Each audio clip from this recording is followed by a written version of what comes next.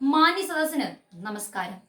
18-ാം നൂറ്റാണ്ടിന്റെ ഇതിഹാസ നായകനും സ്നേഹശവരുടെ കാരുണ്യത്തിന്റെയും വിദ്യയുടെയും സാമൂഹിക സേവനത്തിന്റെയും പ്രതിരൂപമായിരുന്ന വിശുദ്ധ ശാവറയച്ചന്റെയും പ്രാർത്ഥിക്കുന്ന അമ്മ സക്രാരിയുടെ കാവൽക്കാരി എന്നറിയപ്പെടുന്ന വിശുദ്ധ എബ്രാസിമയുടെയും വിശ്വാസ പ്രഖ്യാപനത്തിന്റെ 10-ാം വാർഷികം. വിശുദ്ധ ശാവറയച്ചൻ കുടുംബ നവീകരണങ്ങൾക്ക് വേണ്ടി 1868 സ്വന്തം ഇടവകക്കാരായ കൈനഗിരിക്കാർക്ക് എഴുതിയ ഒരു നല്ല അപ്പന്റെ ചാവരുൾ കാലങ്ങൾക്കും ദേശങ്ങൾക്കും അതീതമായി കുടുംബങ്ങളെ ഉണർത്തുന്ന സരോപദേശങ്ങളാണ്.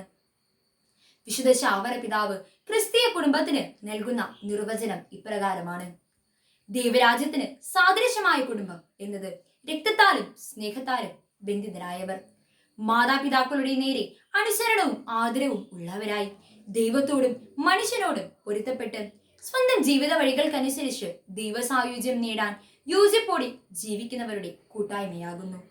എന്നാൽ പലപ്പോഴും വഴക്കുകളുണ്ടാകുന്ന കുടുംബങ്ങൾ നശിച്ചു പോകുന്നു. കലഹം നിറഞ്ഞ വീട്ടിലെ വിരുന്നിനേക്കാൾ അഭികാമ്യം സ്വസ്ഥതയിൽ കഴിയുന്ന ഉണങ്ങിയ അപ്പകഷ്ണങ്ങളാണ്. സുഭാഷിതങ്ങൾ 17:1. സ്നേഹം, ക്ഷമ, ദയ എന്നിവയെല്ലാം ശക്തമായ ഒരു കുടുംബത്തിന്റെ നിർമ്മാണ ഘടകങ്ങളാണ്. സ്നേഹവും ക്ഷമയും സന്തോഷകരമായ കുടുംബജീവിതത്തിന്റെ താക്കോൽ. കർത്താവായ യേശുവിൽ വിശ്വസിക്കുക, നീയും നിന്റെ കുടുംബവും രക്ഷ പ്രാപിക്കും. അപ്പോസ്തല പ്രവർത്തനങ്ങൾ 16:31.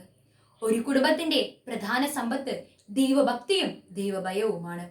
അത്തരം കുടുംബങ്ങൾ ഈ ലോക ജീവിതത്തിലും പരലോകത്തിലും ദൈവാനുഭവത്തിന്റെ ഫലം അനുഭവിക്കുന്നവരാകും.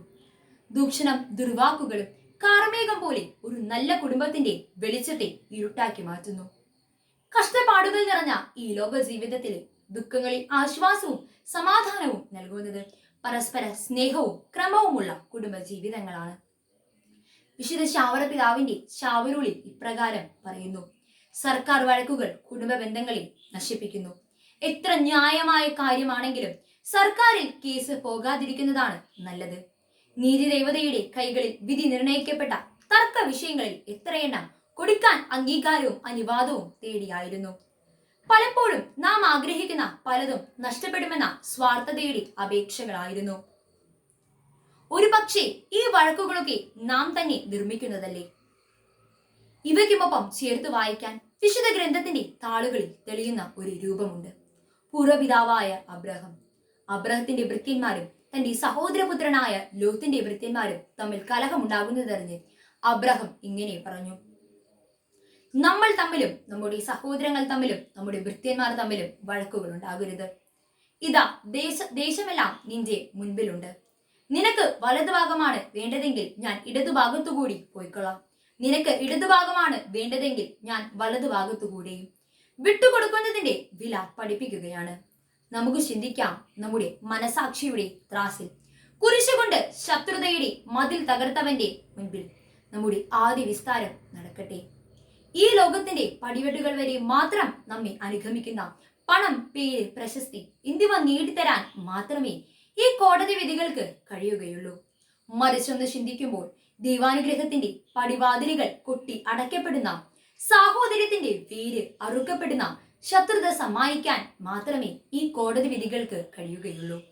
നമുക്ക് തീരുമാനിക്കാം, നമ്മുടെ മനസാക്ഷിയുടെ ത്രാസിൽ സമാധാനത്തിന്റെയും സാഹോദര്യത്തിന്റെയും തട്ട് എന്നും ഉയർന്നു തന്നെ നിൽക്കട്ടെ. വെട്ടിപ്പിടിക്കാനുള്ള വ്യഗ്രതയുടെയും സ്വാർത്ഥതയുടെയും തട്ട് എന്നും താഴ്ന്നു തന്നെയും. അപ്പോൾ നമ്മുടെ മനസ്സിലും നമ്മുടെ ചുറ്റിലും നമ്മുടെ രാജ്യത്തിലും നമ്മുടെ കുടുംബത്തിലും ഈ ലോകം മുഴുവനിലും സമാധാനത്തിന്റെ വെള്ളരിപ്രാവുകൾ വട്ടമിട്ട് പറക്കും. ആ ഒരു നല്ല പുലരിക്കായി പ്രാർത്ഥിച്ചുകൊണ്ട് വിശുദ്ധ ശാവറ പിതാവും എബ്രാസിമയും നമ്മെ അനുഗ്രഹിക്കട്ടെ. നന്ദി. ജയ് ക്രൈസ്റ്റ്.